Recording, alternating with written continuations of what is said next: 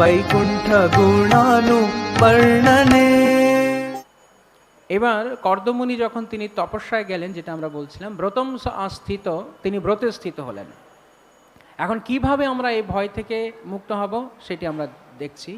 তিনি যখন ব্রতে স্থিত হলেন, ব্রতম স্থিত, তিনি ব্রতে স্থিত হয়েছে, আমরা দুটো উদাহরণ দেখলাম। এক হচ্ছে দুজনের উদাহরণ, এক হচ্ছে হিরণ্যকশিপু। হিরণ্যকশিপু যেহেতু শুদ্ধ ভক্তের স্পর্শ পায়নি, বা শুদ্ধ ভক্ত তাকে অহৈতুকী করুণা করেননি, নারদমুনির অহৈতুকী করুণা হয়েছে, ধ্রুবের অহৈতুকী করুণা হয়েছে, তাই ধ্রুবের জড় বাসনা থাকা সত্ত্বেও, জড় বাসনা পূর্ণ হওয়া সত্ত্বেও ধ্রুব সেখান থেকে মুক্ত হতে পেরেছে।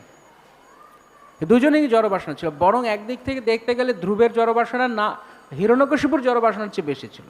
অত হিরণ্যকশিপু ব্রহ্মা হতে চেয়ে ব্রহ্মার চেয়ে বড় পথ পেতে চেয়েছে।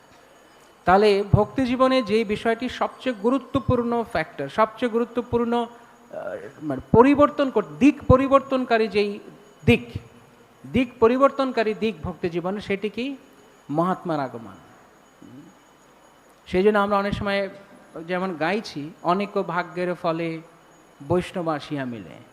এটা গাওয়ার জন্য শুধু গাওয়া নয়, শুধু মুখে বলার জন্য নয়, আমরা কি উপলব্ধি করি?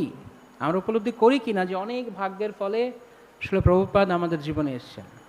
যদি শ্রীল প্রভুপাদ না আসতেন তাহলে আমরা এখন এই মায়াপুর মন্দিরও থাকতো না, এই শ্রী রাধা মাধব সখীবৃন্দ বিগ্রহ থাকতো না, আমরা কেউই থাকতাম না।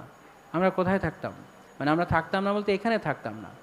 ওই জড়জগৎ যে গাধাগিরি করছে, আমরাও সেই গাধাগিরি করতাম। শ্রীল প্রভুপাদ আমাদের গাধাগিরি থেকে মুক্ত করে দিয়েছে, যে গাধার মতো দিনরাত খেটো না, কৃষ্ণের শরণ গ্রহণ করো।